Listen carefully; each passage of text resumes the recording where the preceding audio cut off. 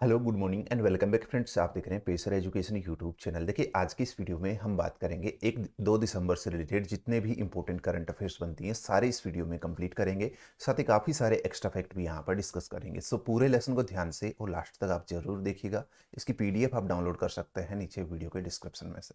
सबसे पहले हम बात कर लेते हैं जो लास्ट वीडियो की क्विज थी आपके लिए। देखिएगा यहाँ पर क्वेश्चन बोल रहा है कि जो सेना कमांडो का सम्मेलन है वो किस शहर में 7 से 11 नवंबर के बीच में आयोजित किया गया था। तो सेना कमांडो का सम्मेलन आपका आयोजित किया गया था नई दिल्ली के अंदर। कहाँ पर आयोजित किया गया था? नई दिल्ली आपका करेक्ट आंसर हो जाएगा। 7 से और 11 नवंबर के बीच में इसका आयोजन किया गया था। चलिए अब बात करते हैं यहाँ पर आज की करंट अफेयर्स की। पहला अपडेट आपके सामने है। देखिएगा 1 दिसंबर को कौन सा राज्य अपना स्थापना दिवस मनाता है? 1 दिसंबर को देखिएगा जो नागालैंड है ये अपना स्थापना दिवस मनाता है। आंसर ऑफ डी वाला ऑप्शन। देखिएगा नागालैंड की अगर मैं बात करता हूं तो 1 दिसंबर यानी कि आज 1 दिसंबर 1963 की अगर बात करें तो यहाँ पर जो है इसको देश का कौन सा 16वां राज्य घोषित किया गया था। देश का 16वां राज्य घोषित किया गया था 1 दिसंबर 1963 के अंदर। और इस बार जो है ये अपना 60वां स्थापना दिवस मना रहा है। ये पॉइंट भी आपको यहाँ पर ध्यान रखना है। देखिएगा यहाँ पर जो वर्तमान में इसके मुख्यमंत्री हैं नागालैंड के वो कौन है? नेफ्यू रियो है। कौन है? नेफ्यू रियो जो है वर्तमान में इसके मुख्यमंत्री हैं। ठीक है। और यहाँ देखिएगा नागालैंड की अगर अवस्थिति की मैं बात करता हूँ तो नागालैंड जो है इसके पूर्व में जो है ये म्यांमार से अपनी सीमा लगाता है, उत्तर में अरुणाचल प्रदेश से, और पश्चिम में जो है ये असम से अपनी सीमा लगाता है। साथ ही दक्षिण में मणिपुर से अपनी जो है सीमा शेयर करता है ये। तो ये यहाँ पर देखिएगा नागालैंड की जो स्थिति थी, अवस्थिति थी, उसके बारे में हमने बात की है। वहीं यहाँ पर एक और जो इम्पोर्टेंट पॉइंट है वो यहाँ का एक फेस्टिवल है जो अभी दिसंबर महीने के पहले सप्ताह में ही शुरू हो रहा है। ठीक है। और वो कौन सा है? हॉर्निवल फेस्टिवल है। ये आपको यहाँ पर ध्यान रखना है। कौन सा है? हॉर्निवल फेस्टिवल। कई बार पूछा जाता है हॉर्निवल फेस्टिवल किस राज्य से संबंधित है? नागालैंड से। ठीक है। चलिए अगला अपडेट देखते हैं अपना। प्रतिवर्ष किस दिन को सीमा सुरक्षा बल बीएसएफ का स्थापना दिवस मनाया जाता है? यहाँ पर किसकी बात हो रही है? बॉर्डर सिक्योरिटी फोर्स की। बॉर्डर सिक्योरिटी फोर्स की। और ये जो है हर साल 1 दिसंबर को, किस तारीख को? 1 दिसंबर को जो है अपना स्थापना दिवस मनाता है सीमा सुरक्षा बल। ये आपको यहाँ पर ध्यान रखना है। देखिएगा यहाँ पर इसकी स्थापना की मैं बात करता हूँ तो जो भारत पाकिस्तान युद्ध हुआ था उसी के बाद में जो हमारी सीमाओं की रक्षा है, भारतीय सीमाओं की जो रक्षा है उसको रक्षा करने के, सीमाओं की रक्षा करने के उद्देश्य से जो है इसका गठन किया गया था 1965 के अंदर। ये आपको ध्यान रखना है। 1965 में इसका गठन किया गया था। और यहाँ पर देखिएगा जो हमारा ये जो बीएसएफ है या सीमा सुरक्षा बल है, ये जो हमारे टोटल पांच केंद्रीय सशस्त्र पुलिस बल है। पांच टोटल कितने हैं? 5 सीएपीएफ है हमारे, जिसमें से एक जो मोस्ट पॉपुलर जो मतलब कि सुरक्षा बल है वो यही है बीएसएफ। ये आपको यहाँ पर ध्यान रखना है। देखिएगा बीएसएफ के अलावा मैंने आपको अभी बताया कि टोटल जो बीएसएफ सहित 5 सीएपीएफ यानी कि केंद्रीय सशस्त्र पुलिस बल है हमारे देश के अंदर, जिसमें एक तो आपका सीआरपीएफ हो गया। कौन सा?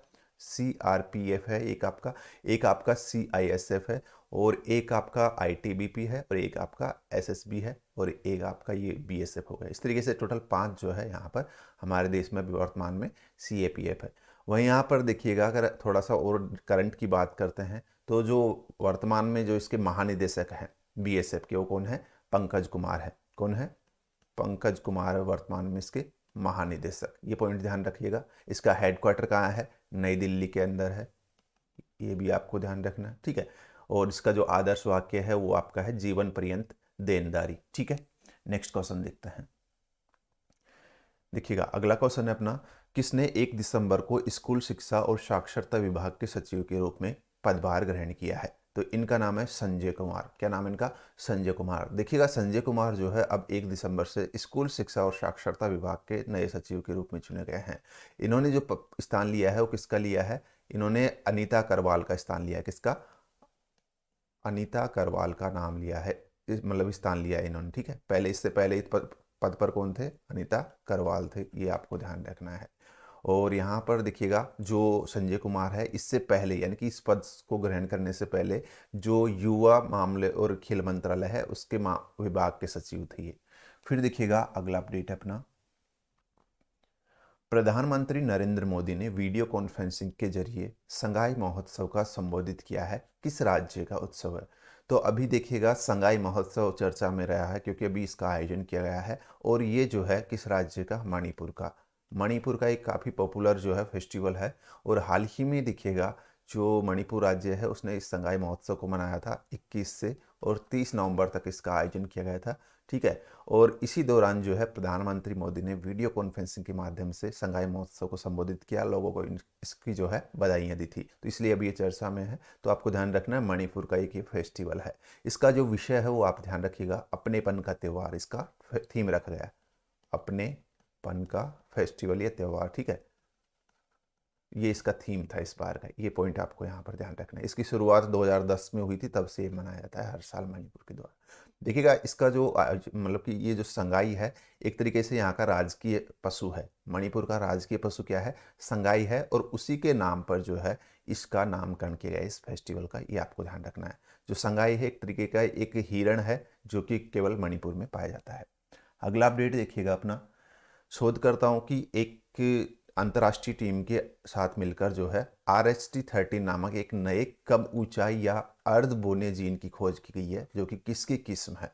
देखिएगा RH13 की बात हो रही है, ये किसकी एक नई जो है किस्म है, ये एक गेहूं का नया जीन है जिसको हाल ही में जो है यहाँ पर खोजा गया है। और ये कम ऊंचाई वाला या फिर कह सकते हो अर्ध बोना जीन है, ठीक है, जो कि मोस्टली यहाँ पर डेवलप किया गया है किसके लिए, सूखा प्रतिरोधी, जो मतलब या कह सकते हो जहाँ पर सूखी मिट्टी होती है या फिर पानी की कमी होती है वहाँ पर जो है ये काफ़ी अच्छे रिजल्ट्स प्रदान करता है और यहाँ इसीलिए इसको जो है विकसित किया गया है। तो ध्यान रखिएगा, आपसे पूछा जाता है कि जो RH13 है वो किसकी जीन है या किसका जो है नस्ल है, तो ये आपका गेहूं का है, ठीक है। आंसर होगा आपका डी वाला ऑप्शन।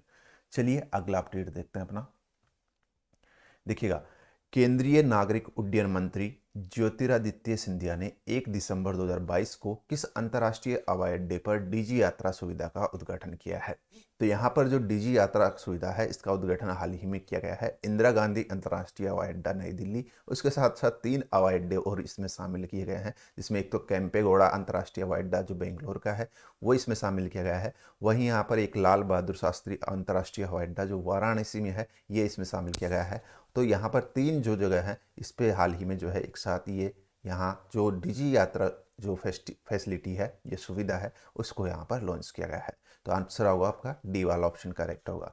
देखिएगा यहाँ पर हमने किसकी बात की, डीजी यात्रा की।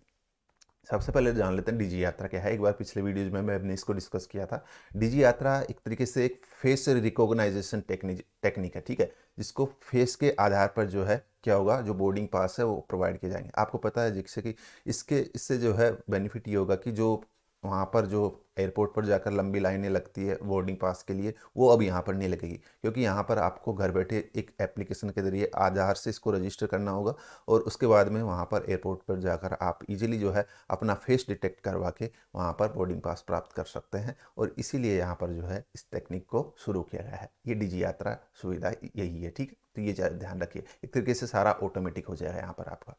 फिर देखिएगा अगला अपडेट अपना, विश्व एड्स दिवस प्रत्येक वर्ष किस दिन को मनाया जाता है। तो ये आपका किस दिन को मनाया जाता है, ये आपका 1 दिसंबर को मनाया जाता है। एड्स दिवस आपका प्रत्येक दिन मतलब कि साल जो है किस दिन को, 1 दिसंबर को मनाया जाता है। देखिएगा एड्स जिसका पूरा नाम है एक्वायर्ड इम्यूनो डेफिशिएंसी सिंड्रोम। क्या नाम है, ए का मतलब एक्वायर्ड, आई मतलब इम्यूनो, डी मतलब डेफिशिएंसी और एस मतलब सिंड्रोम, ठीक है। ये इसका पूरा नाम है और ये जो फैलता है एक मानव इम्यूनो डेफिशिएंसी वायरस जो HIV है उसके द्वारा ये फैलता है, ठीक है।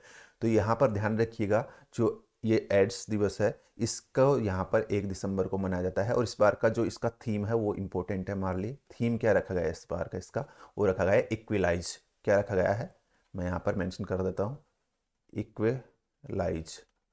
ये इसका थीम यानी कि विषय रखा गया है इस बार का, ये आपको ध्यान रखना है। और पहली बार जो एड्स दिवस मनाया गया था वो WHO द्वारा 1998 में मनाया गया था, ये भी आप ध्यान रखिए। चलिए अगला अपडेट देखते हैं अपना। देखिएगा किस देश के पूर्व राष्ट्रपति रहे जियांग जेमिन का 96 साल की उम्र में निधन हो गया है। तो इनका नाम मतलब कि इनका संबंध किस देश से है, चीन से है। ये चीन के पूर्व राष्ट्रपति रहे हैं और अगर बात करते हैं इनके कार्यकाल की 1993 से, और इनका कार्यकाल रहा था 2003 तक, ठीक है। तो 1993 से और 2003 तक इनका कार्यकाल रहा था। और यहाँ पर देखिएगा एक और इम्पोर्टेंट पॉइंट है, ये भारत का दौरा करने वाले जो है पहले चीनी राष्ट्रपति थे। ये भी आप ध्यान रखिएगा, भारत का दौरा करने वाले पहली चीनी राष्ट्रपति कौन थे? जियांग जेमिन थे, जिनका हाल ही 96 वर्ष की उम्र में निधन हो गया है। अगला अपडेट देख लीजिएगा अपना। देखिएगा, किस देश में पदस्थ भारत के राजदूत तरणजीत सिंह संधू का कार्यकाल 1 वर्ष के लिए बढ़ा दिया गया है? तो यहाँ पर बात किसकी हो रही है? तरणजीत संधू की। तरणजीत सिंह संधू जो कि अमेरिका के अंदर वर्तमान में क्या है? भारत के राजदूत है। कहाँ पर है? अमेरिका के अंदर। और इन्हीं का कार्यकाल जो है 1 साल के लिए बढ़ा दिया है, यानी कि इनका कार्यकाल 31 जनवरी 2023 को खत्म हो रहा था, जिसको 1 साल के लिए बढ़ा दिया है। और अब कब तक रहेगा? जनवरी 2024 तक जो है इनका कार्यकाल रहेगा। ठीक है, तो ये अमेरिका में भारत के राजदूत हैं। फिर देखिएगा अगला अपडेट अपना। देखिएगा, Indian coast guard advanced light helicopter MK3 squadron Chennai में कमीशन किया गया है, किसके द्वारा निर्मित है? तो यहाँ पर देखिएगा, हाल ही में जो इंडियन कोस्ट गार्ड का जो एडवांस लाइट हेलीकॉप्टर है MK3 स्क्वाड्रन, इसको कहाँ पर कमीशन किया गया है? चेन्नई में कमीशन किया गया है। ठीक है, और यहाँ पूछा जा रहा है कि जो इसका निर्माण है वो किसके द्वारा किया गया है? तो इसका निर्माण किया गया है जो हिंदुस्तान एरोनॉटिक्स लिमिटेड है, इसका शॉर्ट फॉर्म है HAL द्वारा इसको विकसित किया गया है। ये आपको यहाँ पर ध्यान रखना है। देखिएगा, टोटल यहाँ देखिएगा 16 विमान जो है इसके तहत विकसित किए गए हैं, जिनको अलग अलग मतलब की जगहों पर कमीशन किया गया है। और जो HAL है, इसी के द्वारा स्वदेशी रूप से इन विमानों को निर्मित किया गया है। नेक्स्ट देखिएगा, उस भारतीय रेडियो टेलीस्कोप का नाम क्या है जिसने खगोलविदों को ब्रह्मांड के प्रथम तारों और आकाशगंगाओं की प्रकृति के बारे में सुराग प्रदान किया गया है? तो उस टेलीस्कोप का नाम है सारस थर्ड। क्या नाम है? सारस थर्ड इसका नाम है। ये आपको यहाँ पर ध्यान रखना है। ठीक है, चलिए अगला अपडेट देखते हैं अपना। मानसिक स्वास्थ्य और सामाजिक देखभाल की नीति जारी करने वाला पूर्वोत्तर भारत का पहला और देश का तीसरा राज्य कौन सा है?